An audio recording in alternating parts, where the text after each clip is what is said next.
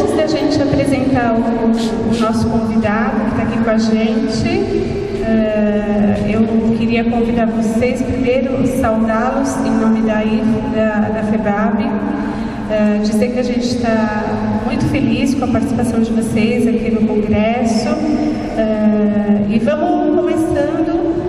Antes de mais nada, antes de apresentar o nosso convidado, nós vamos passar um vídeo sobre o tema que a gente vai discutir. Convido vocês todos a assistirem junto com a gente.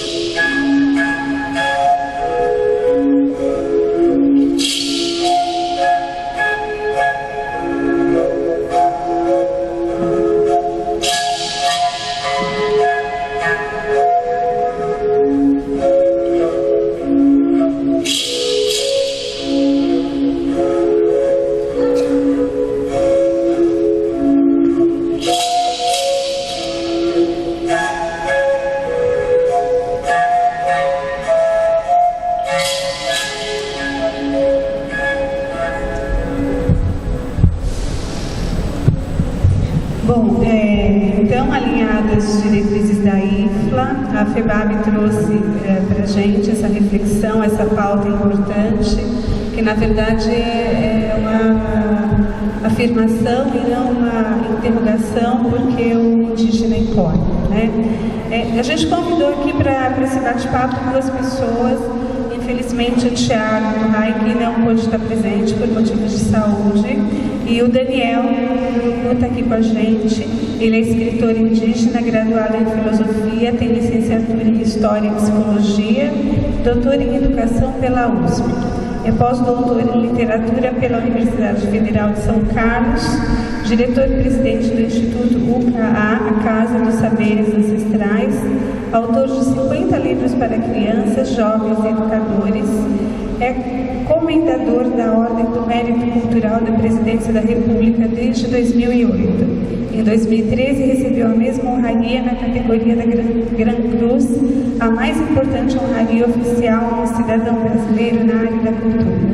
membro fundador da Academia de Letras de Lorena, recebeu diversos prêmios no Brasil e exterior, entre eles o Prêmio Jabuti, Prêmio da Academia Brasileira de Letras, o Prêmio Érico Vanucci Mendes, outorgado pelo CNPq, Prêmio Tolerância, outorgado pela Unesco. Muitos de seus livros receberam um selo altamente recomendável, outorgado pela Fundação Nacional do Livro Infanto Juvenil. Reside em Lorena, interior de São Paulo. Daniel, obrigada pela sua presença. Acho que vai ser muito legal a gente conversar sobre esse tema tão importante. Fique à vontade. Boa tarde a todos vocês. Minha alegria grande de estar aqui hoje participando desse momento que é um momento de reflexão, um momento de bate-papo, né? Dá para fazer uma roda de conversa, uma vez que nós somos dentro do número possível de fazer essa roda. Então eu até convido vocês mesmo, se quiserem se juntar mais aqui, de trazer a cadeira e juntar aqui, fazer uma roda, seria muito legal. Eu acho que mais produtivo, inclusive vou me sentir mais perto de todos vocês.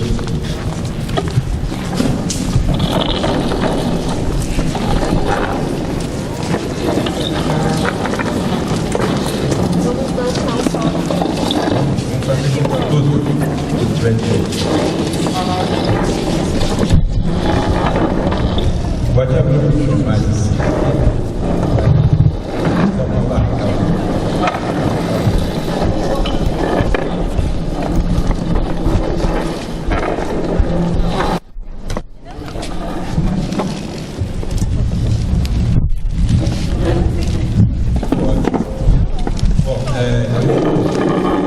Vou fazer uso do microfone, embora também nem precisasse, mas também por causa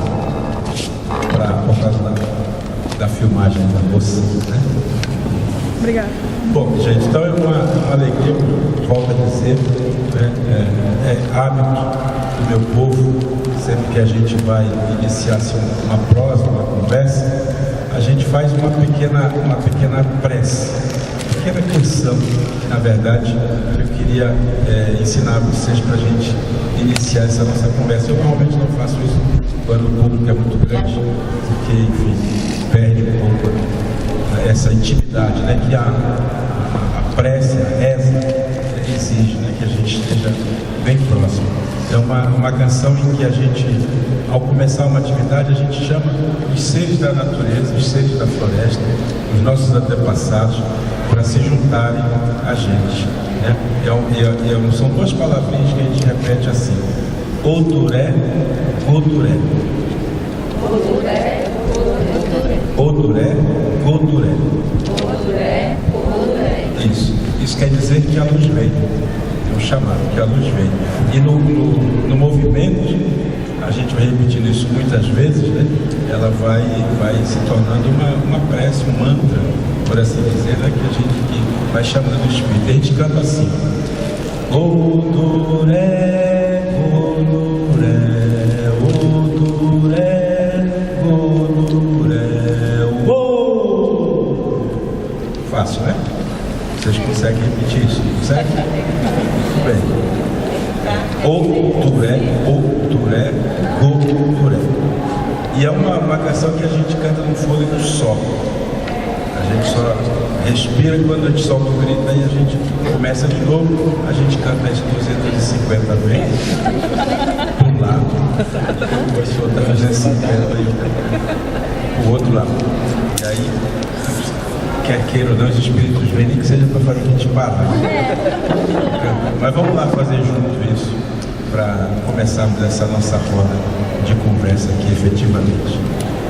Vamos lá? Depois vocês tocam dançar também, de salto, aí também é difícil, né? Oduré, Goduré, Oduré, Goduré, oh! Aí vai aumentando o ritmo, as 250 vezes, claro, não fica no mesmo ritmo. Vamos lá de novo. Oduré, Goduré, Oduré, Goduré, oh! Oduré,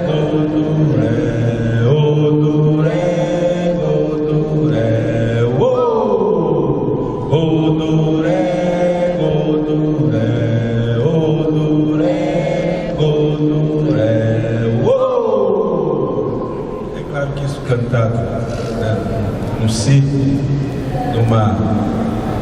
num lugar de terra, de chão batido, em que as pessoas precisam bater com o pé no chão, repetir isso constantemente, né, e bater o pé direito com força no chão.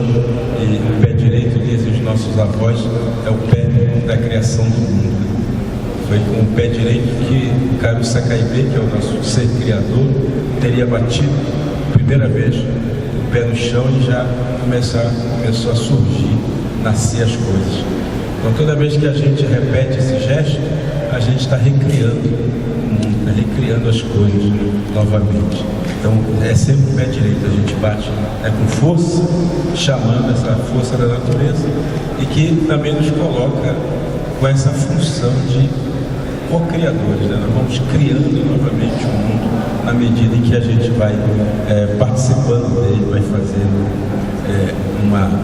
um caminho junto com esse mundo em que a gente está.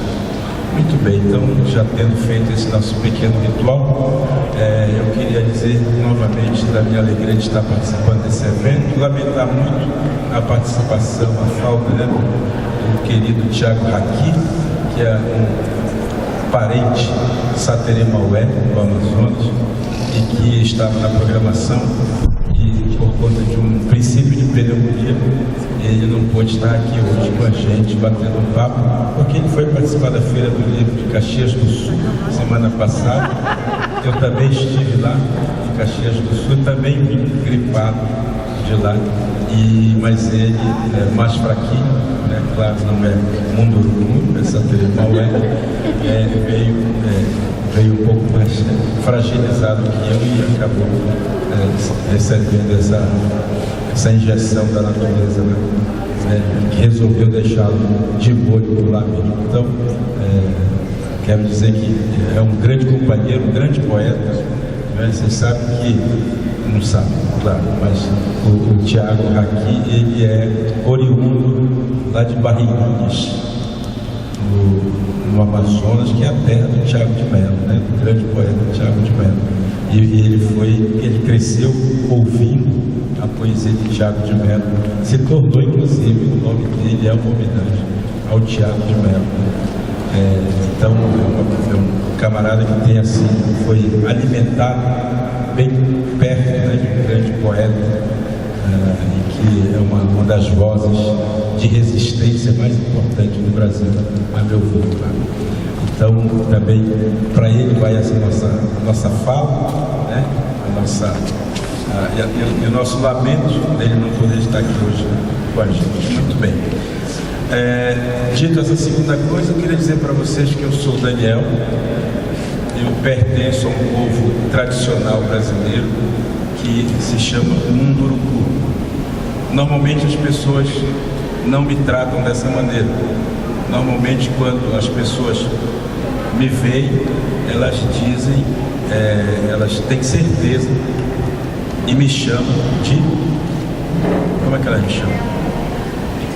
De? Mais alto. De? Cara bonito, na verdade. É assim que elas me chamam, mas como não estão acostumadas com tanta beleza, elas também me chamam de índio, né? E essa palavra índio, na verdade, é uma palavra que não diz quem eu sou, né? É uma palavra que diz sempre o que as pessoas acham que eu sou.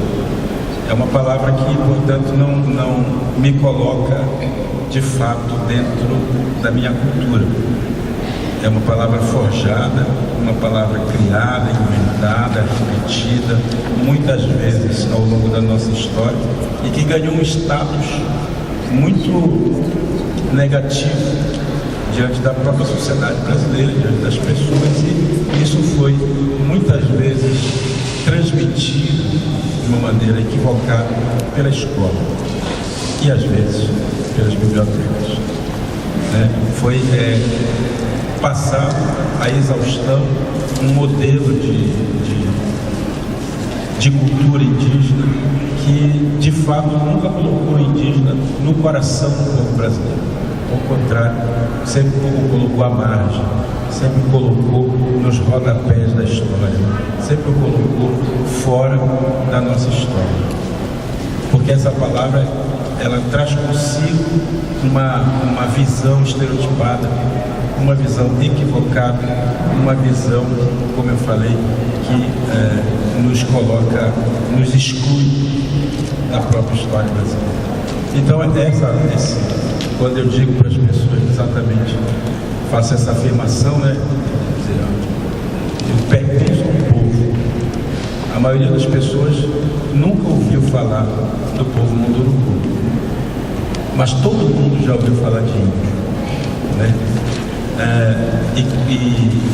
E ao ouvir falar do tal do índio, ela naturalmente está generalizando uma diversidade que o Brasil possui, está generalizando uma riqueza de representações, ela está deixando de pensar e de ver a humanidade presente dentro desses povos, porque é uma palavra carregada justamente desse afastamento, né, desse preconceito que nós aprendemos porque somos vítimas da escola, e a escola sempre nos ensinou de uma maneira errada.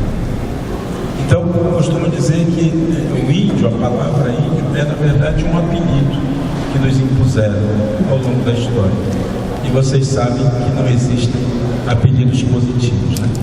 Todo e qualquer apelido é uma negação. A gente, ao tratar o outro de uma forma, através de um apelido, nós na verdade queremos afirmar que ela tem uma falta, uma ausência, que a torna imperfeita diante daquele que expõe, que coloca o apelido na pessoa, né? Aquele que apelida alguém é o perfeito e aquele é o imperfeito. O apelido, portanto, ele não diz o que a pessoa é, de fato, mas o que a gente acha que a pessoa é. Não à toa, os apelidos, normalmente, os bons apelidos, são aqueles que detratam as pessoas, né? São aquelas formas de chamar as pessoas que humilham, que desqualificam, né? Ou porque, por uma questão física, é muito gordo, é muito magro, ou por uma questão de corpo, às vezes questões ligadas ao lugar na sociedade. Tem todo o apelido, ele leva a pessoa a achar que ela é inferior a todos os outros, justamente porque aquela forma de ser conhecido, de ser tratado, de ser chamado, faz com que a pessoa se sinta humilhada. Ou os diminutivos. E aqui estou tratando muito da questão do jeito como as pessoas são chamadas em casa, né? Aí já é tratamento, né? Aqueles apelidos familiares que todo mundo é vítima em algum momento, ou a gente foi vítima, ou a gente torna os filhos da gente vítima desses tratamentos, que são coisas carinhosas, não tem nada, não tem preconceito nisso. Eu estou falando daquele apelido, sobretudo, aquele apelido de escola, né? Aquele que os nossos colegas de escola colocam na gente o tempo inteiro. Então, essa forma de chamar essas populações originárias fez com que a gente desenvolvesse, com relação a elas, desenvolvesse uma visão equivocada, uma visão estereotipada, porque a palavra índio ela faz isso, né? Ela generaliza. Então nós nunca aprendemos na escola a tratar um povo indígena do jeito que ele é. Nós sempre aprendemos a tratar da forma genérica. Então nós nunca ouvimos falar que existe um povo que se chama Munduruku. Talvez nunca tenhamos ouvido falar de um povo que se chama Caingangue, né? Choclengue, que são os que menos estão na mídia, digamos assim, né? Nacional. A gente tem um padrão de índio que foi sendo enxertado na cabeça da gente e a gente quase nunca sai desse padrão. É claro que eu trago comigo um pouco desse fenótipo, né? O fenótipo chama a imagem. As pessoas olham para mim e conseguem definir, por causa da minha aparência, que eu sou o índio do sonho dela, né? O índio índio padrão Globo, assim, o índio que aparece nos filmes de didáticos e tudo mais. E eu queria dizer justamente isso para vocês, pessoal, que apesar da minha aparência, apesar do meu cabelo liso, meu olhinho puxado, maçã de rosto saliente e, claro, esse corpo esbelto que Deus me deu, eu não sou índio, né? E que não existem índios no Brasil. Isso tudo passa por esse equívoco que nós fomos aprendendo ao longo do tempo. Porque, repito, quando as pessoas me tratam por esse apelido, elas estão me colocando dentro de um caldeirão, de uma panela mexendo. Mexe toda a diversidade e nasce aí um índio padrão Globo. Nasce um índio que está no imaginário das pessoas. Está tão no imaginário que se criou um dia para celebrar esse índio. É o famigerado dia 19 de abril, não é isso? E nesse dia 19 de abril as escolas e as bibliotecas também comemoram tal índio, né? De uma maneira bastante padronizada. E se a gente vai inclusive em algumas bibliotecas, a gente vê lá, quando se trata da temática indígena, se coloca junto com o folclore, né? E quando as crianças vão buscar alguma coisa lá ligada aos índios, a gente vai diretamente lá onde está o folclore, porque não sei por que cargas d'água, né? Não vou discutir isso, mas parece que se deliberou de que índio é folclore, né? O índio é folclore. Então, esse tipo de divisão estereotipada, equivocada, tem prestado um desserviço à nossa própria identidade nacional. Porque essa identidade nacional que foi sendo forjada, foi sendo criada ao longo da nossa história, colocou e deixou as populações indígenas de fora, né? Deixou as populações indígenas à margem. E isso tem tornado, obviamente, a nossa convivência muito difícil, porque o Brasil ainda não aceita as populações indígenas. O Brasil ainda não se conscientizou sobre a sua própria identidade e a marca que essas populações deixaram na construção dessa identidade. Por conta disso, normalmente, a gente tem duas visões que aparecem muito na nossa convivência diária. Uma é uma visão romântica, que nos foi trazido, inclusive, pela literatura, né?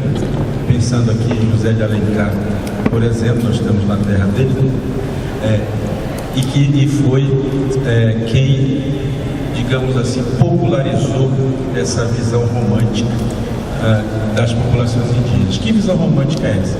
É aquela do índio perfeito, sabe?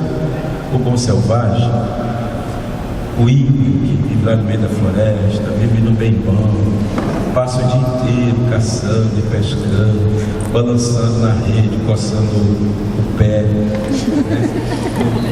O bem bom da vida. Essa visão romântica, ela mora tão dentro da gente, que é a visão que perdura até os nossos dias. Quando comemoramos o dia 19 de abril, qual é o índio que nós comemoramos? É o índio do nosso imaginário. É o índio do século XVI. É o índio de José de Alencar. Esse é uma visão romântica. Mas tem uma outra visão que tem ganhado muito espaço dentro da sociedade brasileira, que é uma visão um pouco mais ideologizada. É aquela visão que afirma, por exemplo, e eu vou fazer umas afirmações aqui, vocês me corrijam se eu estiver errado, mas vocês certamente já ouviram dizer por aí que índio é preguiçoso. Não já? Vocês já ouviram dizer que índio é selvagem, atrasado, que índio atrapalha o progresso, o desenvolvimento, que índio é sujo, é traiçoeiro, é covarde, que índio é burro. Certamente algumas dessas afirmações vocês já viram por aí, né? Nunca ouviram dizer que índio é pop, né? Agro é pop, índio não. Isso faz, é uma visão que está muito presente dentro da gente também. As duas visões moram, elas fazem morar dentro da gente. De que maneira?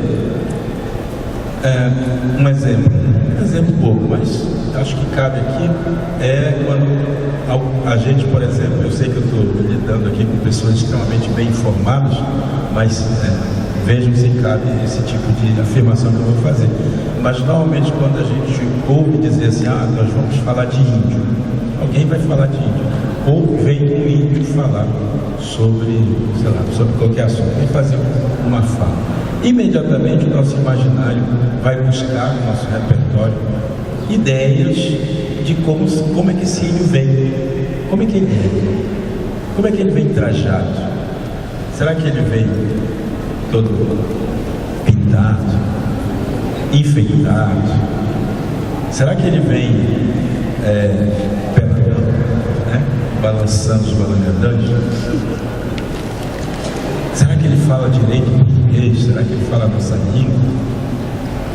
A gente faz uma porção de perguntas quando a gente escuta só o fato de ouvir dizer que um índio está chegando.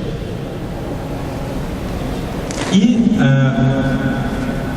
quando a gente se assusta com isso, ou quando a gente se pega pensando assim, é o nosso pensamento romântico que está fazendo eco.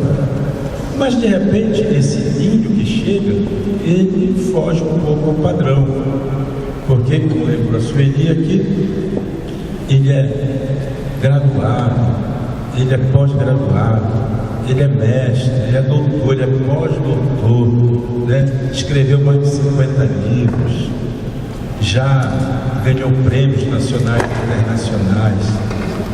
Imediatamente as pessoas logo pensam, então ele não é mais índio de verdade, ele já é um dos nossos, porque agora ele já é civilizado. É comum as pessoas pensarem assim, é comum as pessoas arregalarem os olhos quando elas percebem que aquele sujeito que está à sua frente não condiz com o estereótipo criado ao longo da nossa escola, da nossa experiência escolar, da nossa formação. E a tendência natural é a gente criar um juízo de valor, né? Então esse daí já não é mais. Por quê? Porque ele fugiu ao estereótipo. Aquilo que eu aprendi era verdade. O índio é assim, daquele jeito. Mas se ele fugiu, é porque agora ele já é um de nós, um civilizado. Eu fico tão orgulhoso quando dizem isso, né, de mim, que eu sou civilizado.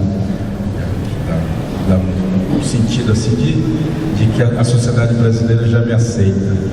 O que não é bem verdade.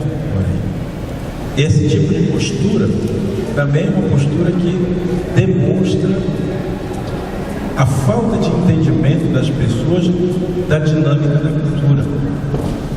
As pessoas me olham e veem o índio, mas elas queriam ver o índio do século XVI. E elas não veem esse índio do século XVI. Elas veem o índio contemporâneo. E esse contemporâneo que está presente na sociedade brasileira, esse contemporâneo é esquecido, porque ele incomoda. Esse contemporâneo, ele acaba sendo alguém que a sociedade não quer, porque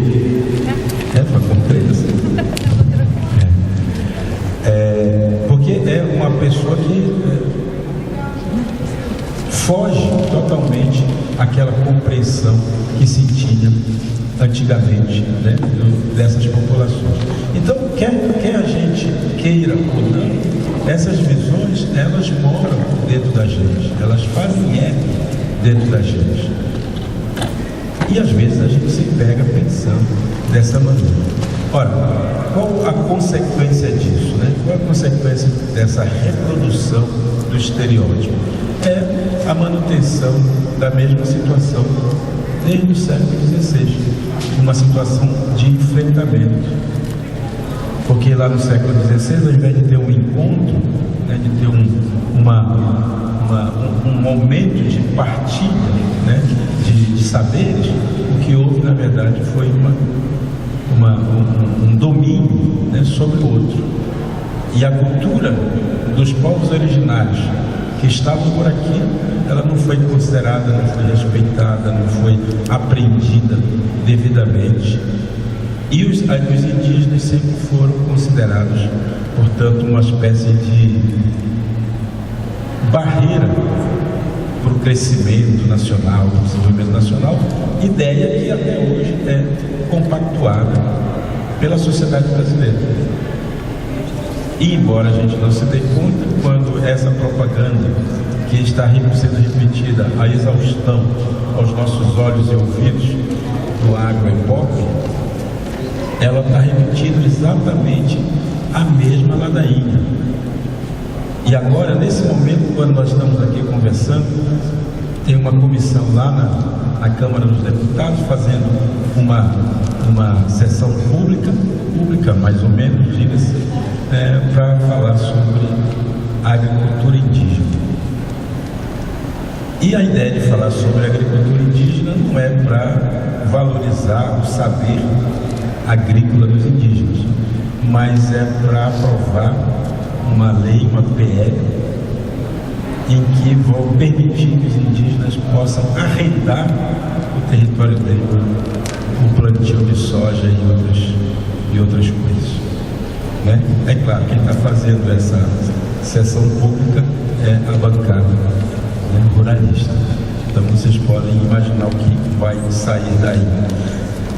Então, quando a gente ouve esse tipo de conversa, né, esse tipo de propaganda que vai alimentando nas pessoas a ideia de que é preciso abrir os horizontes, abrir as fronteiras para que o progresso venha, o progresso aconteça, né? E o progresso hoje é criar gado, o progresso hoje é plantar soja, o progresso hoje é explorar a riqueza mineral do Brasil, o progresso hoje é entregar o pré-sal, né, no mercado internacional, o progresso hoje é transformar as nossas florestas em reservas para exploração mineral. Esse é o progresso, que esse tipo de propaganda vem alardeando ao longo do tempo, ao longo, né, dos últimos anos, pelo menos.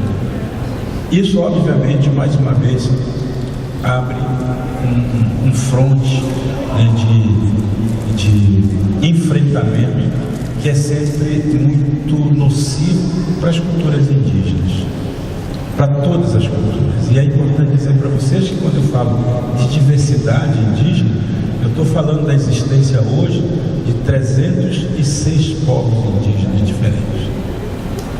São faladas no nosso território ainda 274 línguas diferentes. Posso até me atrever a perguntar aqui quantos, nas bibliotecas de vocês, né? Quantos livros em língua indígena existem nessas bibliotecas? No entanto, nós vivemos num país em que corre um mito de língua única, de povo único, né? De povo que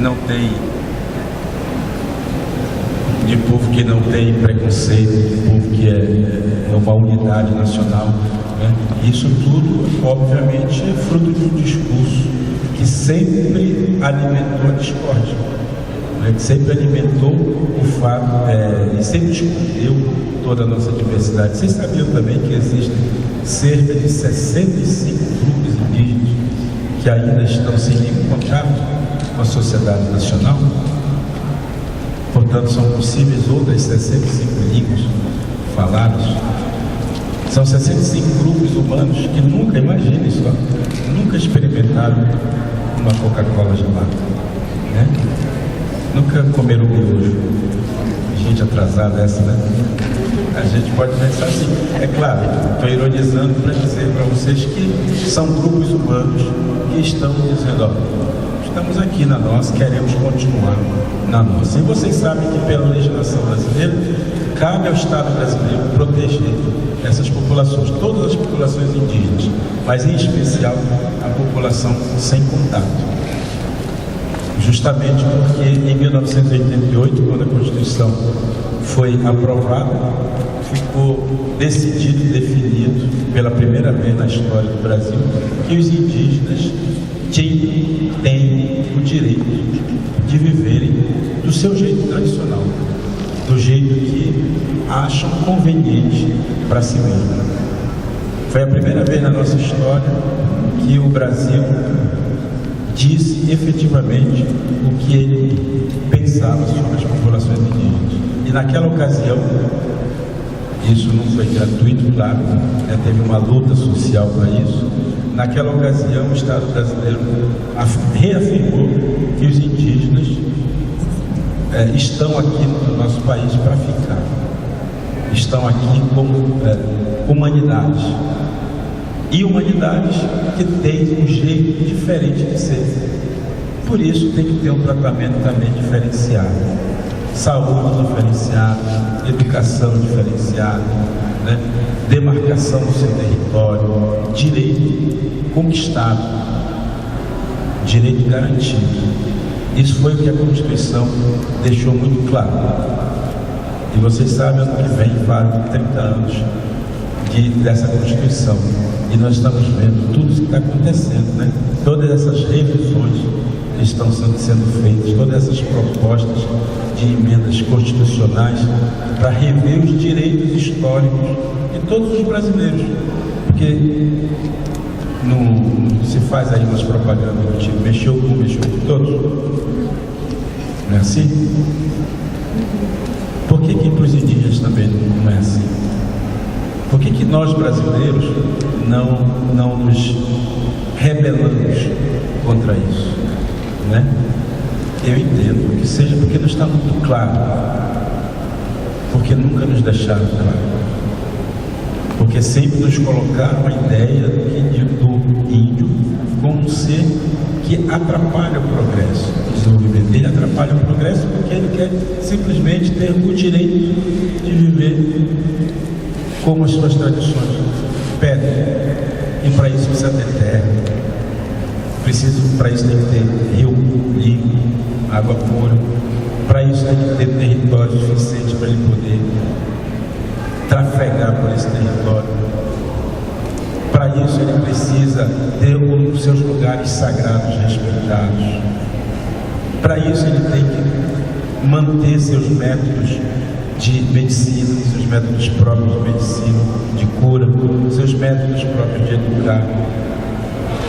Isso caberia e cabe ao Estado brasileiro dar condições, oferecer condições para que esses brasileiros nascidos nessa situação possam manter a sua ancestralidade, manter a sua tradição, manter o seu espírito tradicional. Seria algo muito simples assim, mas o brasileiro não tem muita clareza disso, porque nós todos somos levados a pensar um Brasil pela ótica dos economistas, pela ótica do desenvolvimento, pela ótica do crescimento maluco, né, tecnológico. E, portanto, tudo aquilo que atrapalha, ou a gente acha que atrapalha, não pode estar no nosso caminho, senão a gente não vai crescer nunca. E esse discurso está muito presente dentro da sociedade. E é um discurso infeliz, no meu modo de ver. É um discurso que não permite que os indígenas possam mostrar tudo aquilo que sabem, tudo aquilo que podem contribuir para o próprio Brasil, né? E o Brasil acaba ainda caindo naquele velho sonho de não ser ele mesmo. Porque em grande parte da compreensão que eu tenho do Brasil é de que o Brasil é um país adolescente, portanto em crise. Uma adolescência que não acaba nunca, né? Uma adolescência que o tira que tira o país um pouco da sua rota, da sua verdadeira vocação. Que o Brasil não é para ser igual aos outros. Eu, modestamente, conheci muitos outros lugares, né, muitos outros países, e nesses países que eu vou por aí, eu sempre reafirmo, né, o fato de que o Brasil realmente é um país absolutamente diferente de tudo quanto é lugar, né? O Brasil, de fato, é um país que teria tudo para ser uma pátria nova, um lugar novo, que aqui a gente tem tudo que os outros lugares não têm, inclusive gente boa, né? Inclusive gente inserida, né? que gosta de pertencer a esse lugar, né? Inclusive alegria em excesso, bom humor em excesso, né? Então isso tudo a gente tem como característica nossa, característica cultural nossa, e a gente não se dá conta disso, e a gente às vezes não aceita e não percebe a riqueza que nós temos, que nós possuímos enquanto cidadãos, né, enquanto brasileiros, né, e enquanto pessoas que efetivamente têm um pezinho na aldeia. Todos nós temos um pezinho na aldeia, um pezinho aonde? Na África, um pezinho na África, né? No terreiro, um pezinho no terreiro, um pezinho na aldeia, né? Um pezinho também do outro lado do oceano. Mas muitas vezes a gente desvaloriza esse nosso pezinho, porque eu às vezes acho que o Brasil é um país que se olha no espelho e o que ele vê, ele não gosta. Sabe esse adolescente mesmo? Se olha no espelho e encontra um monte de espinho na cara e detesta isso. O Brasil faz isso, ele olha no espelho e o que ele vê atrás de si é um passado composto por negros e indígenas, que talvez seja o lado mais forte nosso. Ele olha no espelho isso e não gosta do que vê. E aí ele tenta resgatar um pouquinho de europeu que ele traz, né, na menor parte, e aí isso faz um alvoroço. E é isso que eu sou, ou é isso que eu quero ser. E é claro, as outras duas partes ficam depauperadas, ficam prejudicadas por esse olhar que foi sendo alimentado e vai sendo alimentado por essa visão que eu acho, modestamente, uma visão economicista, né, que nos leva a pensar em outras coisas e esquecer, de fato, o nosso lugar nessa terra que a gente vive, que a gente se move. Bom, eu quis contar tudo isso para vocês, isso é só o começo da conversa. Como o Thiago veio, ele disse que eu podia usar as outras 2 horas dele. Por favor. Mas eu quis começar dizendo isso para vocês, fazendo essa provocação, justamente para lembrar que nós sabemos muito pouco sobre os povos indígenas.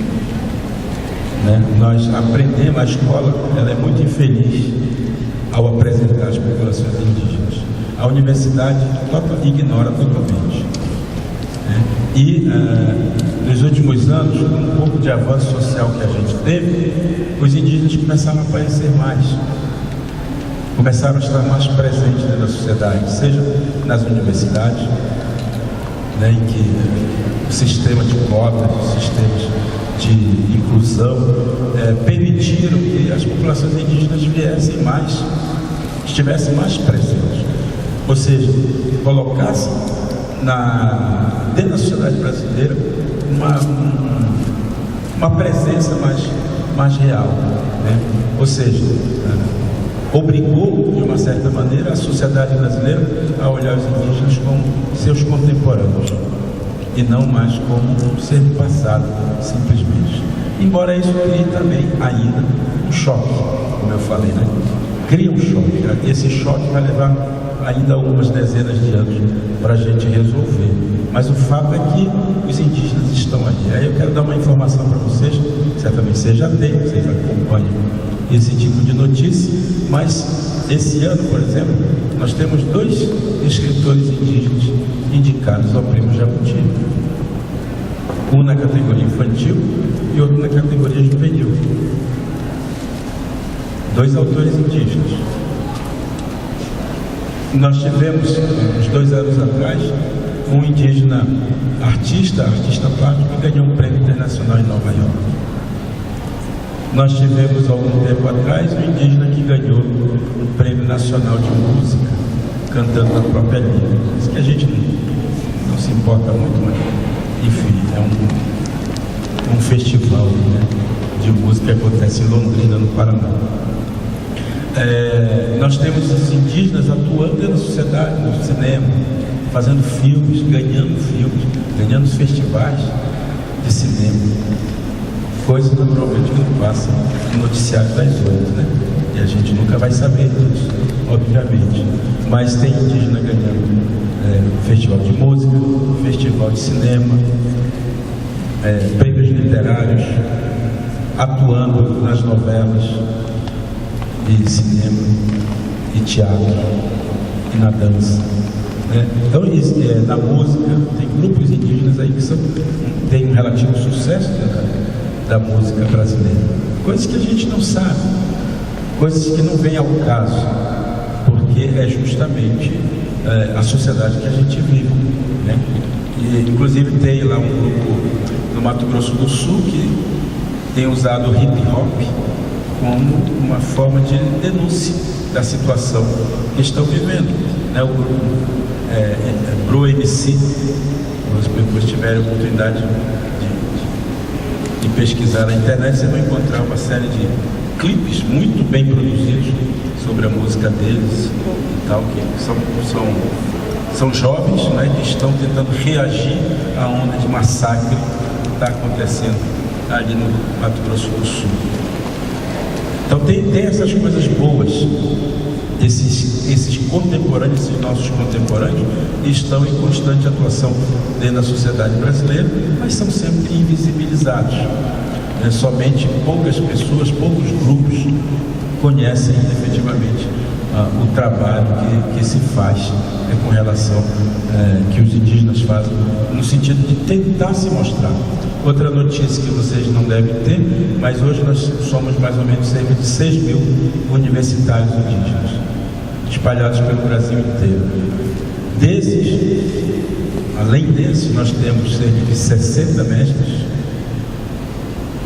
e nós temos algo em torno de 20 doutores indígenas e os 2, 3 pós-doutores. Isso aconteceu num prazo de 10 anos, mais ou menos, 10, 15 anos. Quer dizer, há uma corrida das populações indígenas para tentar entender a sociedade brasileira. Aliás, esforço que nós temos feito já há pelo menos 517 anos, né?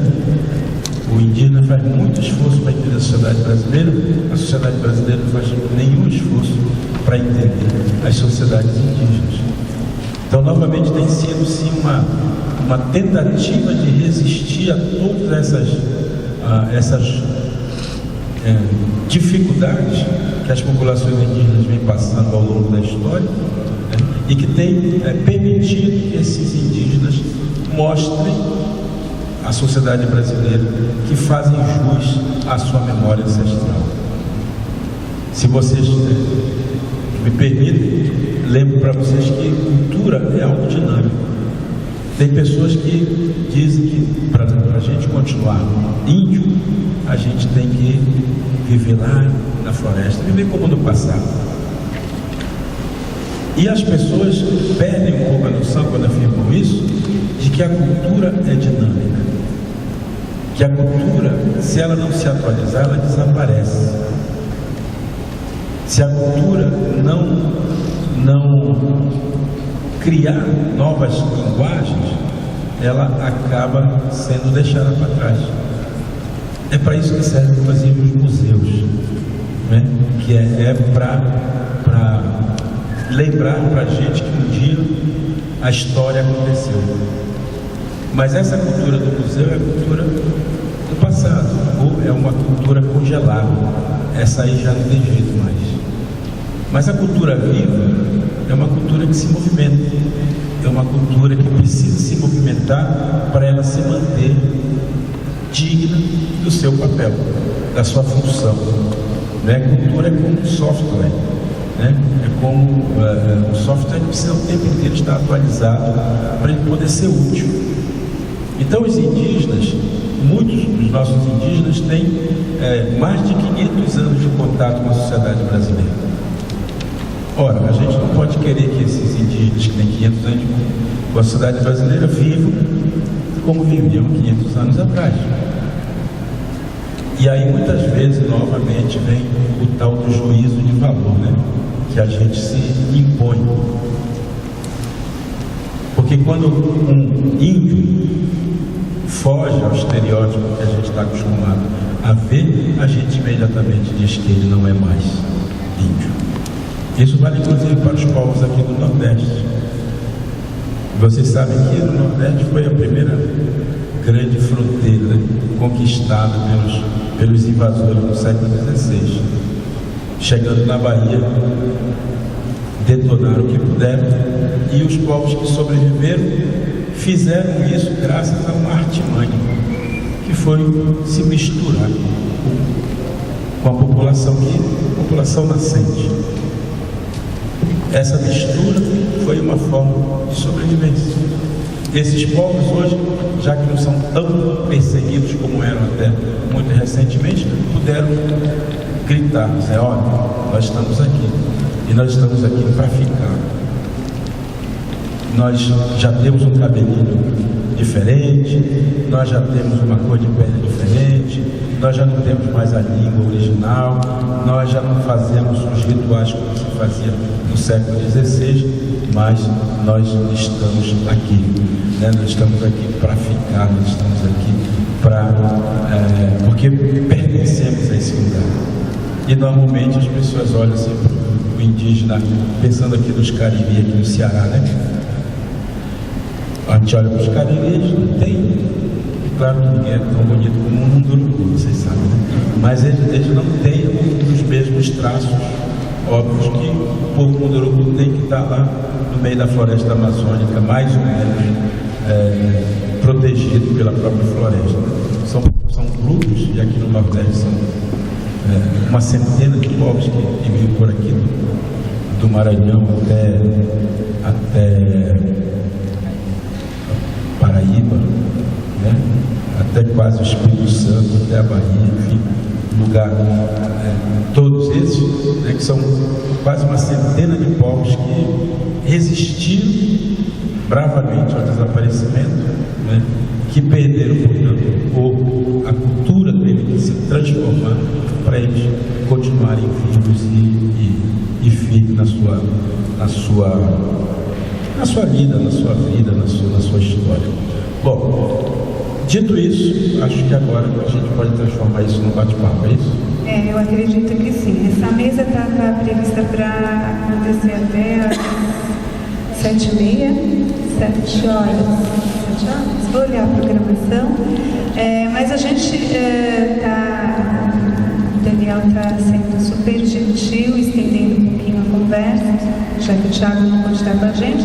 E aí vamos tentar abrir, se alguém quer fazer uma pergunta, porque eu acho que essa questão da elucidação que o Daniel deu, quer dizer, o depoimento dele em relação a essa questão desse rótulo índio, é importante para a gente que trabalha em biblioteca, que tem que lidar com essa questão, até para que a gente também esteja um pouco mais informado sobre isso, porque a gente tem essa vocação de receber todos e a gente às vezes não está preparado para isso. Então acho que essa reflexão sua é muito bacana nesse sentido. Queria saber se alguém quer fazer alguma pergunta, vamos conversar, vamos bater um papo.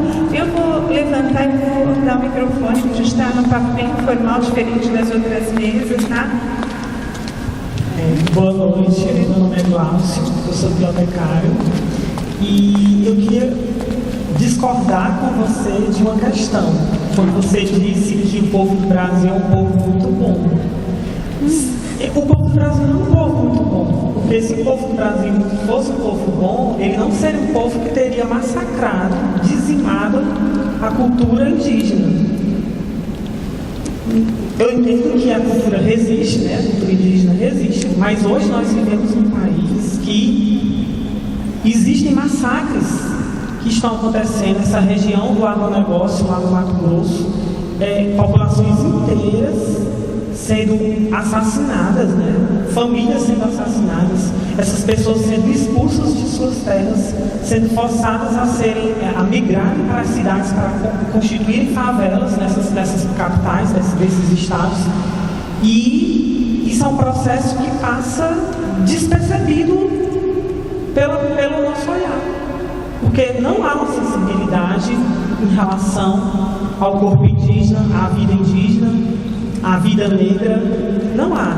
É como se essa hegemonia dessa cultura branca, desses invasores, né, que invadiram, e nós consideramos quem já estava aqui, ou quem compôs, quem fez esse país surgir e ser o que é hoje, nós simplesmente negligenciamos. Então, assim, eu discordo dessa posição, dessa concepção de dizer que somos um povo bom, nesse sentido.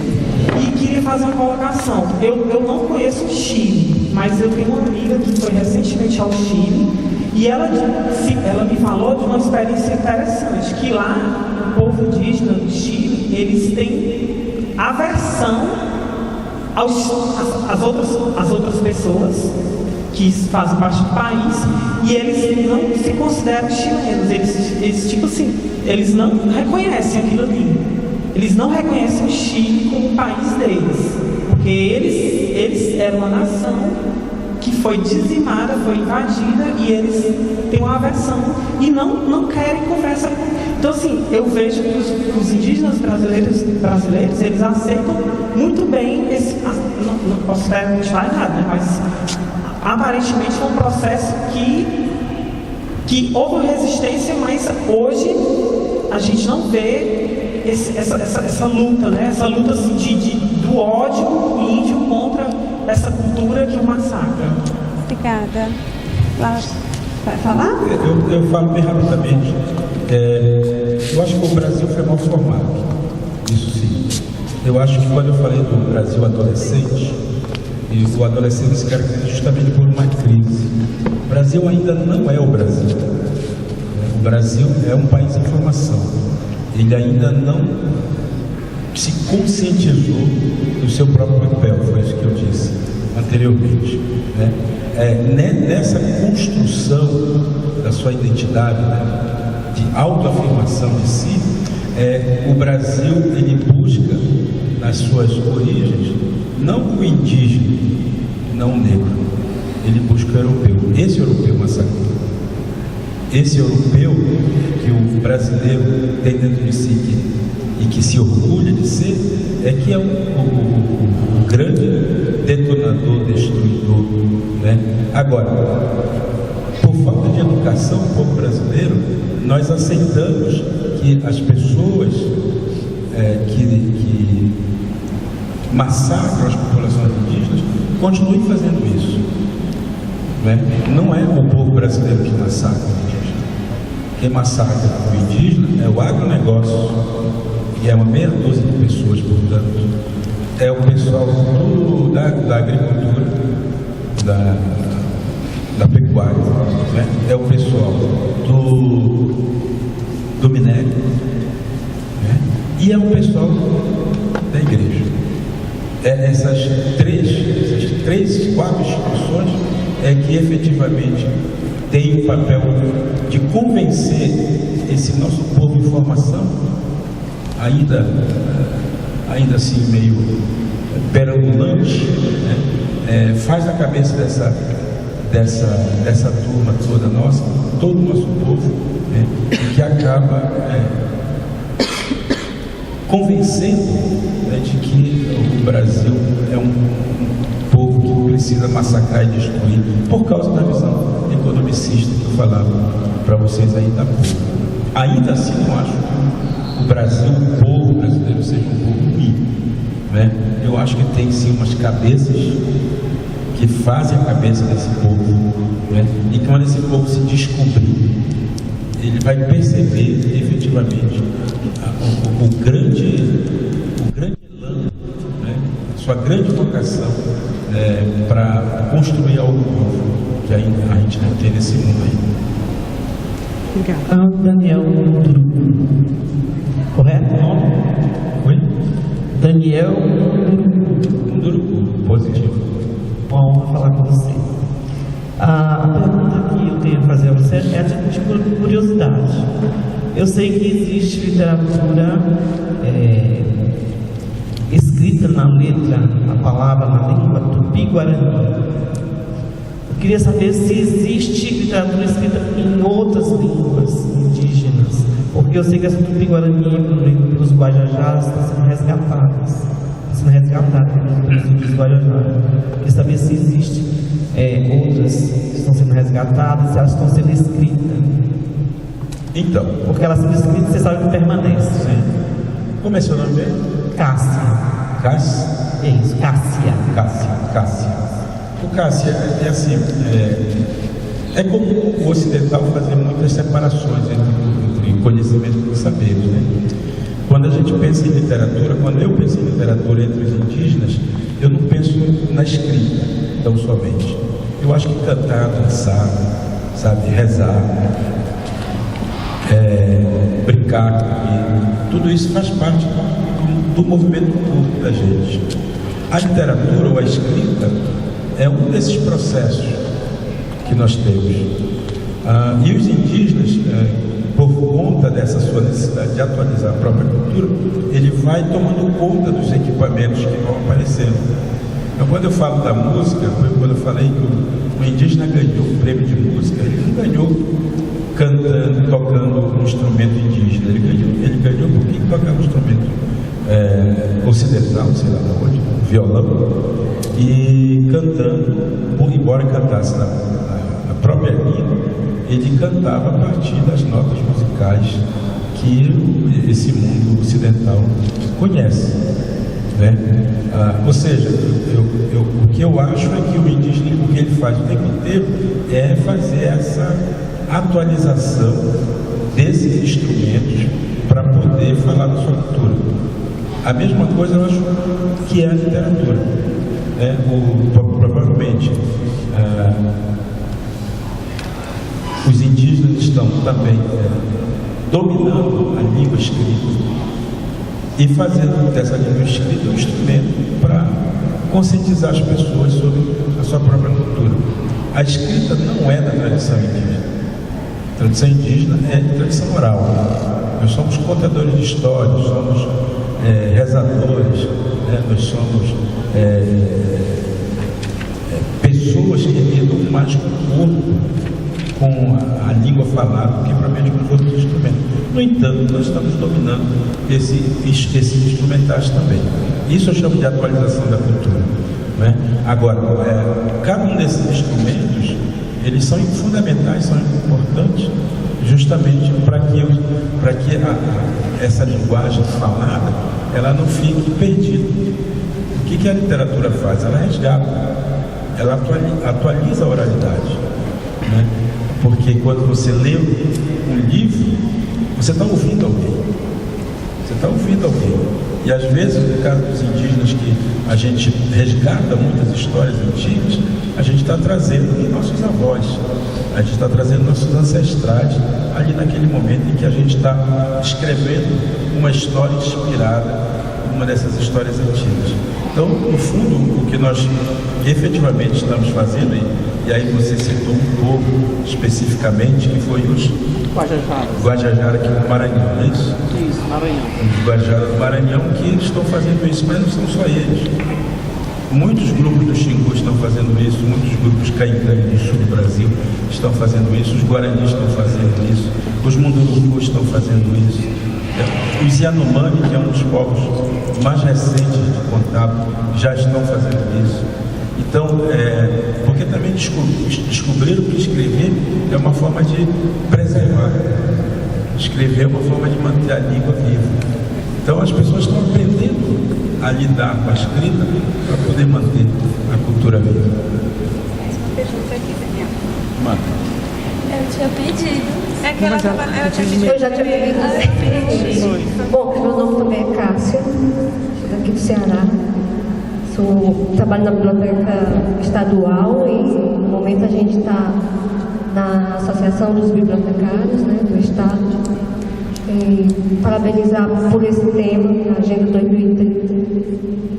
Parabenizar a FEBAB e dizer que é super pertinente nessa hora, mais do que pertinente, é urgente, onde com esse tema faz com que a gente acorde para o nosso papel enquanto bibliotecária, para trabalhar pelas minorias, pelas margens, pelos assuntos, né, que são menos favorecidos. E dizer que a fala do Daniel, assim, também super cabe nesse momento, porque nós, de profissão, nós temos o dever, a obrigação de preservar. E quando eu falo preservar, eu estou falando diretamente da preservação dos povos, né, dos indígenas, dos negros, e porque se a gente não, nós que somos as pessoas responsáveis por preservar a informação, e nós não fizermos isso, as outras pessoas farão se quiserem, né? E nesse momento a gente teve um contato ultimamente com a tribo daqui do Ceará, que é o pessoal, os Tremembés. Nós estamos tentando criar uma biblioteca lá na tribo, uma biblioteca indígena. Estou trazendo aqui propositalmente essa tatuagem ela sai por 15 dias. Eu nunca pus uma tatuagem em mim, acho bonito, mas em mim eu não gosto. Mas eu tive contato com uma indígena esses dias e eu pedi que ela fizesse essa tatuagem. Ela é feita com exatamente, com genipapo, né? Para que a gente pudesse mostrar mesmo como isso está interiorizado na nossa pessoa nesse momento, sabe? Porque esse contato que eu tive com essa tribo, assim, marcou demais. Porque muitas vezes eles dizem, vamos preservar o índio, mas você não sabe o que é você ter que preservar uma coisa que está escondida, um jeito de ser de um povo que está escondido, que ele não pode se manifestar. As suas raízes espirituais, as suas formas medicinais de tratar. As pessoas estão deixando, as pessoas que eu falo, os indígenas, estão deixando de ser o que são com medo da repressão, com medo do preconceito. Então, é onde a gente entra, nós bibliotecários, nós temos que ir aonde esse povo está, nós temos que buscar, nós temos que catalogar todos esses pertencimentos desses povos. Porque se não formos nós, a gente vai cobrar também de quem? Né? Então eu deixo aqui um apelo para que nós, bibliotecários, possamos olhar essa questão com mais sensibilidade e também com obrigação, porque isso é uma obrigação nossa.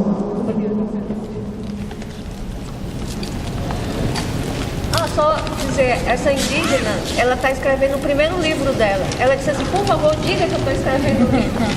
Qual é o nome dela? Ela é Thelma, da tribo Tremembé. Deixa eu só fazer um reparo na fala da Cássia. Aliás, eu estou trazendo aqui para você em primeira mão, porque é um livro que acabou de sair, chama Mundurucampo. Esse é o segundo, Mundurucampo 2. E sobrevivências, piolhos e afetos. Nós aprendemos erroneamente a tratar os povos indígenas, já falei para vocês, né? E uma das formas disso se manifestar é justamente de como a gente chama esses grupos. Então é muito comum, e a gente aprendeu isso, eu também, na escola primária, aprendi isso, sei lá, 30 anos, 40 anos atrás, né? De chamar primeiro de índio, segundo, de dizer que esses índios moram em tribos ou formam tribos. Não formam. Esse é um conceito também colonialista, né, que acabou prevalecendo no nosso imaginário. Né? Não são tribos, são povos. E há uma diferença muito sensível, que eu trago nesse livro um pouco disso, muito sensível nesses conceitos, porque tribo é um pedaço do povo. O povo é o povo inteiro, né? O povo é uma manifestação inteira de humanidade. Então, quando a gente chama um grupo tradicional de tribo, nós estamos empobrecendo também a experiência de humanidade deles. Então é importante deixar claro isso. Estou falando esse livro exatamente porque ele trabalha uma conversa para educadores, para professores, trabalha um jeito novo de chamar essas populações e vai convocar os professores também a mudar a sua mentalidade. Né? E aí eu quero convocar também aqui os bibliotecários para mudar a sua mentalidade também, porque todos nós fomos ensinados mais ou menos do mesmo jeito. Daniel, o pessoal que está saindo está perguntando se o seu livro vai estar vendo. Eu disse que vai estar na FEBAB, vai? Talvez amanhã. Passei amanhã. Eles estão pedindo porque eles estão indo embora e me perguntaram. Eu falei que na FEBAB sim. Tá bom, amanhã eu venho aí. Tá bom, obrigada. Obrigada, pessoal. Vai estar na FEBAB, tá? Obrigada. Boa noite a todos e todas. Eu me chamo Ana Virgínia, sou bibliotecária aqui graduada pela UFC, estou atualmente na UFMA. O que me intrigou, você falou sobre a questão do estereótipo do índio, que hoje nas escolas e nos espaços que trabalham de cultura, se trabalha muito a questão do estereótipo daquele índio da década de Jorge, você citou Jorge esqueci o nome, José de Alencar, Então, o que eu queria perguntar é que as tribos indígenas dentro do cenário nacional, dessa conjuntura que a gente está vivendo, uma conjuntura massiva, que a gente vê que, não desmerecendo os tipos de cultura, mas a gente sabe que existem culturas que agregam mais e culturas que agregam menos. E como é que dentro desse cenário que a gente está vivendo, até com uma perda da cultura, porque hoje a gente tem vários, desde a cultura de prédios arquitetônicos até a cultura da oralidade, da leitura, como que as tribos indígenas estão trabalhando essa questão? Porque, assim, eu fico me perguntando, o índio, ele não pode ser estereotipado, mas o índio que nós conhecemos é esse índio, né, que está ali, que trabalha com a questão das ervas, essas questões, e pode até ignorância da minha parte, mas eu fiquei assim perguntando como que a gente trabalharia sem estereotipar, mas também sem trazer essa contemporaneidade, deixando de lado essa cultura que a gente cresceu conhecendo nas escolas, no Dia do Índio e todo esse trabalho indígena que a gente conhece. Obrigada. Obrigada. Pode responder junto todo. Eu pedi licença aqui para tentar ajudar a responder essa. A nossa experiência de biblioteca universitária na Universidade Federal de Roraima. E nós temos o curso Isiquirã, né, que é o curso começou com educação indígena diferenciada, é um vestibular só para eles. A língua que eles utilizam é só a prova de línguas, é a língua deles. Né? Hoje já tem o curso de saúde indígena, gestão territorial, do mesmo jeito que a Biblioteca Central dá treinamento do portal da CAPES para os outros alunos, dá o pessoal de Isiquirã todo santo ano. Do mesmo jeito que os outros alunos são diferentes, como eu estava falando ali na ProQuest, né? Poder escolar, o pessoal de computação, assim, dá treinamento de computação totalmente diferente. Porque o que eu falo e diz, a gente já sabe. Enquanto a gente vai para a ciência social, ninguém sabe nada. Ninguém mexe no computador, então eu respeito de cada um. E a questão da humildade. Então, no Isiquirã, quando o aluno da educação indígena, ele atuou nas comunidades e vai para a educação indígena diferenciada, mais ou menos. Então, dá treinamento para eles, quando quando a gente fala, então, vocês baixam e salvam no pendrive. E aí eles falam, olha aí, ninguém tem pendrive. Então, tá bom, mas então vocês baixam e colocam aí no computador. Então o treinamento começou de manhã, à tarde, estava todo mundo com pendrive. Não sei se você, né? Estava todo mundo com pendrive. E por mais eu ouvindo aqui, uma das coisas que ele falou, ele é psicólogo, não, né? Uma das coisas que eu aprendi com indígena é ser humilde. Eu gostaria muito de falar como o menino que falou, calma, mansamente, todo mundo ouvindo. Mas a gente nas universidades, você tem que falar, você tem que abrir a boca, você tem que se manifestar. Indígena que eu me acalmei um pouco, né?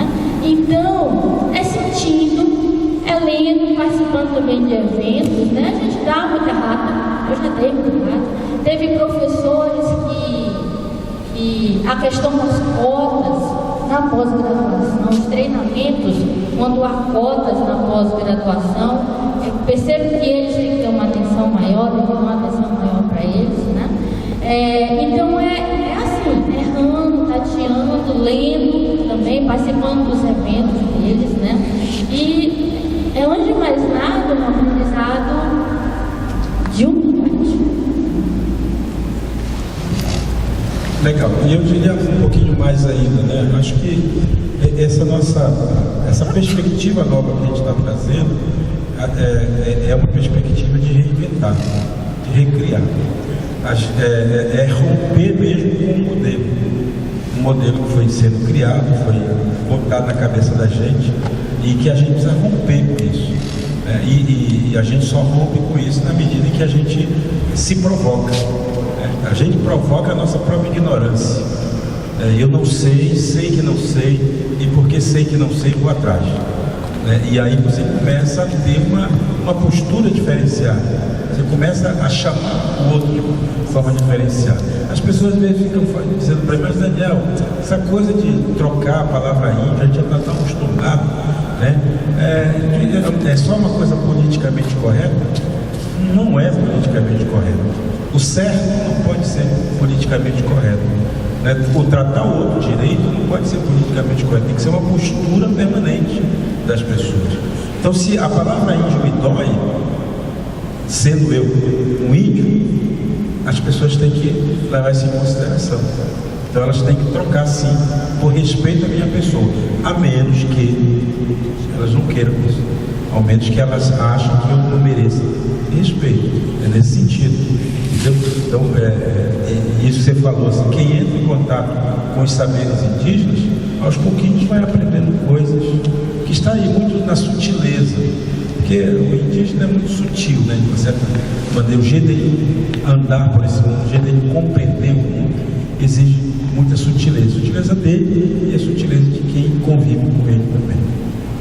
Bom, também vocês tiveram a oportunidade no começo do nosso encontro de ver esse vídeo da IFLA que foi traduzido. Esse vídeo deve estar disponível, não sei, seria interessante vocês pesquisarem aí no material que vai ser divulgado no Congresso. Esse vídeo ele dá algumas diretrizes, como ser um local para oralidade, ele dá algumas questões que a gente pode estar olhando com muito carinho, quer dizer, qual que poderia ser o papel da biblioteca nesse atendimento com o público, tá? Vamos aqui ouvir a Ana Cláudia Chacharada também, vai fazer uma pergunta, acho que a gente já está encaminhando aí para o final, o pessoal já está preocupado com o ônibus, né? Então vamos lá, todo mundo preocupado. Está todo mundo assim para mim, e o ônibus? Boa noite. Não é uma pergunta, é mais um alento, né? Eu sou auxiliar de biblioteca, sou graduanda também em biblioteconomia. Eu sou de Angra dos Reis, do Rio, e lá eu trabalho na escola municipal, né, de primeiro segmento. E lá, há uns 3, 4 anos atrás, eu participei de um seminário no Rio sobre literatura infanto-juvenil, alguma coisa assim, quando eu conheci a literatura do Daniel Munduruku, né? Tinha escritoras indígenas, né? Me lembro bem, eu estava olhando para você, né, e estava lembrando.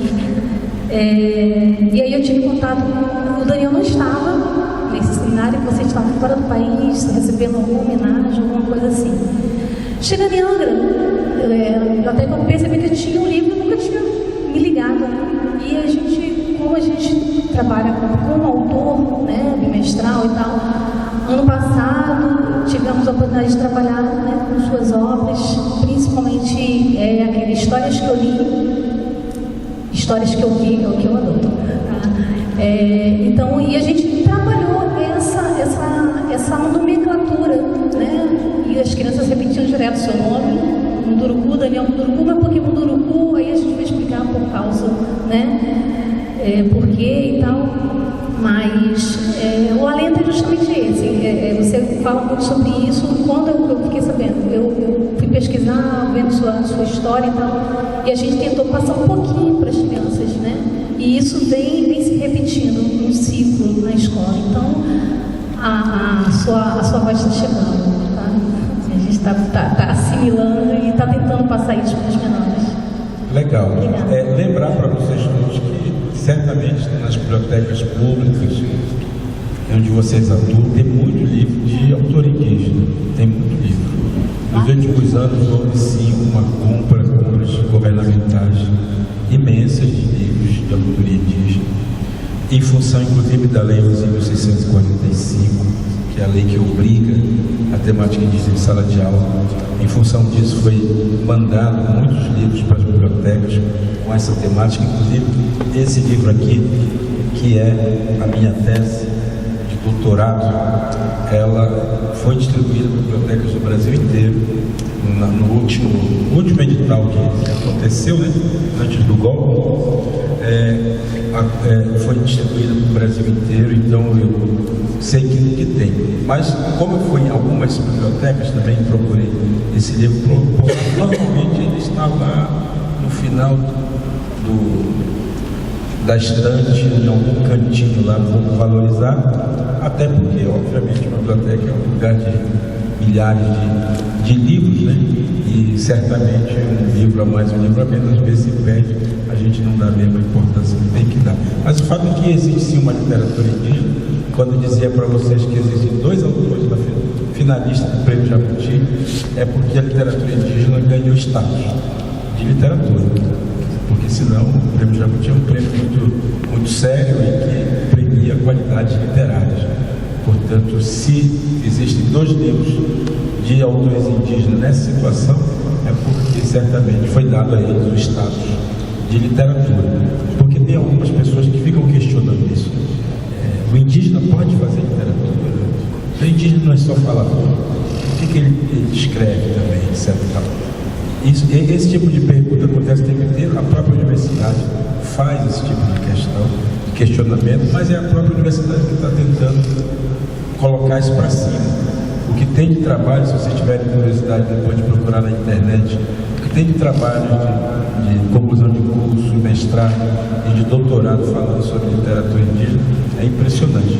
Inclusive literatura comparada, né, literatura brasileira, fazendo literatura comparada de autores indígenas com autores indígenas fora do Brasil, internacional, em outros países e tal. Então existe uma produção acadêmica em torno dessa literatura. Eu já vou encerrar, então eu já vou me despedir. Você vai perguntar? Posso fazer uma pergunta? Tudo bem, você E quando que o Daniel resolveu que ele ia ser escritor? Quer dizer, ele já era, eu acredito que, como você disse, vocês são contadores de história natos, e aí quando você resolveu que você ia escrever, muito alinhado ao que você está falando? Você lembra quando foi? Eu lembro sim, porque foi muito impactante para mim. Na verdade, eu nunca pensei em ser escritor, obviamente. Né? Eu me formei professor. Costumo dizer que ser professor foi a minha escolha de fato de vida. Eu nasci índio, usando o termo antigo. Nasci índio por uma força do universo. Foi culpa minha. Mas quando quis escolher alguma coisa, eu quis escolher ser professor. Porque na minha cabeça, o professor é aquele que domina a palavra, e é aquele que joga a palavra para frente, passa para frente. E eu vinha de uma tradição oral, portanto ser professor é mais ou menos uma coisa natural, né, como vem de ser ouvinte de história dos avós, mas eu achei que ser professor me ajudaria a fazer isso. Em função disso, eu fiz um curso pouco usual na minha época, que é um curso de filosofia, né, no final dos anos 80. Isso. Fiz um curso de filosofia que me jogou naturalmente para a sala de aula. E na sala de aula, entre ensinar filosofia grega e começar a filosofia grega com os mitos gregos, eu passei em sala de aula a contar histórias mitológicas indígenas brasileiras, e sobretudo do meu povo. E comecei a perceber que as crianças, os meninos, adolescentes, porque filosofia é ensino médio, eles gostavam, curtiam isso. Aí eu fazia os paralelos necessários, né? A filosofia grega, como é que é, e o modo indígena de si, e tudo mais, eles curtiam muito isso. E eu passei por conta disso, me transformei num contador de histórias. E fui contando história uma vez para um grupo de crianças, aí fui conversar com crianças, contei algumas histórias do povo Munduruku. Uma criança curiosa, igual você, veio me perguntar assim: o tio Índio, aonde é que eu encontro essas histórias para ler? Eu não soube responder, obviamente, porque as histórias que eu contava eram histórias de memória. Eu fui atrás de bibliotecas, buscar, pesquisar. Na época não tinha internet, fui nas bibliotecas pesquisar e descobri que as histórias que eu contava não tinham sido contadas por escrito. E aí aquilo foi como caiu a ficha, se dizia antigamente. Hoje em dia a gente diz caiu o sistema, caiu o sinal, cacete. Aí caiu a ficha. Quem sabe eu posso escrever essa história? Isso final dos anos 90 aí. E aí começou anos 90 e tal. Eu comecei a escrever e criei coragem de mandar para as editoras. Naquela época era datilografia ainda. E eu fazia as cópias e mandava para as editoras, mandei para 6 editoras, 5 delas me devolveram o original meses depois, e dizendo que eu escrevia muito mal, que o texto estava ruim demais, não se interessava por aquele assunto. Perguntas clássicas, respostas clássicas das editoras para ele. Mas uma delas, uma editora que estava começando, aparecendo no cenário nacional, a editora me chamou e disse assim: olha, sua história não está muito bem contada, não. É uma boa história, mas ela não está bem escrita. Você quer conversar sobre isso? Aí, claro, né? Correndinho, eu fui lá conversar, e a editora teve um gesto de muita generosidade, porque ela colocou junto comigo uma outra escritora, querida amiga até hoje. E essa pessoa já era experiente na arte, foi me dando dicas, né? E aí eu fui construindo o meu jeito de escrever, né? A partir dessas dicas que ela foi dando, de modo que nesse dia, quando eu lancei meu primeiro livro, isso há 20 anos atrás, um livro que chama Histórias de Índio, há 20 anos atrás, eu fiquei super feliz, lancei numa Bienal de São Paulo, foi muito bacana, o livro faz muito sucesso até hoje, são mais de 20 edições já desse livro, né? Todo ano, pelo menos uma tiragem ele vende, né? De impressão. Um livro que foi atualizado recentemente, enfim. Mas não foi naquele dia que nasceu o escritor. O escritor mesmo nasceu 20 livros depois. Um dia eu cheguei no hotel e o moço da recepção perguntou a minha profissão. E eu sempre dizia que a minha profissão sempre era professor. De fato, era professor. E ele, orgulhosamente, me chamava de professor.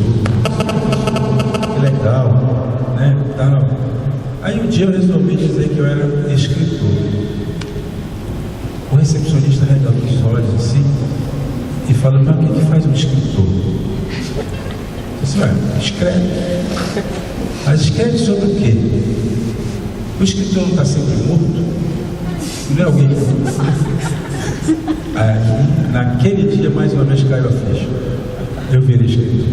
Né? Foi naquele dia que eu me senti assim, escritor, porque eu, embora a gente já tinha escrito toda uma série de livros, eu de fato não me sentia escritor. Hoje já digo escritor e também não estou explicando mais o que é, porque ninguém entende do meu jeito. Bom, então, para as suas despedidas, eu queria agradecer vocês, em nome da FEBAB, por ter ficado aqui com a gente, foi muito legal, bate-papo diferente.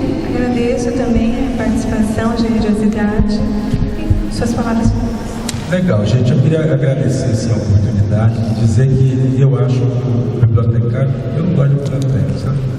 Mas eu gosto dos bibliotecários. Acho que os bibliotecários têm um papel fundamental na formação da consciência das pessoas. A leitura fez muito bem para mim, na minha história. Eu nem vou contar para vocês quem foi que me ensinou a ler. Vocês não vão acreditar, mas isso está escrito nesse outro livro aqui, o Memórias de Índio. Quem me ensinou a escrever, quem me ensinou a ler, foi uma aranha. Foi? Uma aranha. Uma aranha. Conhece a aranha? Uma aranha. Não é o goleiro, a aranha. É uma aranha de verdade, um aracnídeo. Mas essa história está cortada aqui e é verdadeira. É um livro que traz verdades, ou pelo menos parcialmente, né? Verdadeiras. E eu gosto muito da leitura, não pela leitura em si, mas pela possibilidade que ela oferece de a gente olhar ao nosso redor, sabe? Criar consciência da gente, criar consciência de mundo. E acho que vocês, bibliotecários, têm um papel fundamental na formação desse brasileiro que ainda está aí escondidinho no casulo, né? Precisa sair, precisa se transformar em Brasil. Quem sabe vai nascer com as asas verde e amarelas de fato, né? Que a gente precisa. E eu acho que tudo isso passa pela leitura, por essa consciência. Se vocês quiserem conhecer mais do meu trabalho, eu tenho um canal no YouTube com o meu nome, tenho um blog com a minha agenda lá, lugares que eu ando, tenho um perfil no Facebook, tá bom? Me acompanhe lá, se inscreva de vez em quando no canal, a gente faz um sorteio de livros, algumas coisas assim. Então, apareçam por lá, vai ser um prazer encontrá-los. Muito obrigado, um abraço.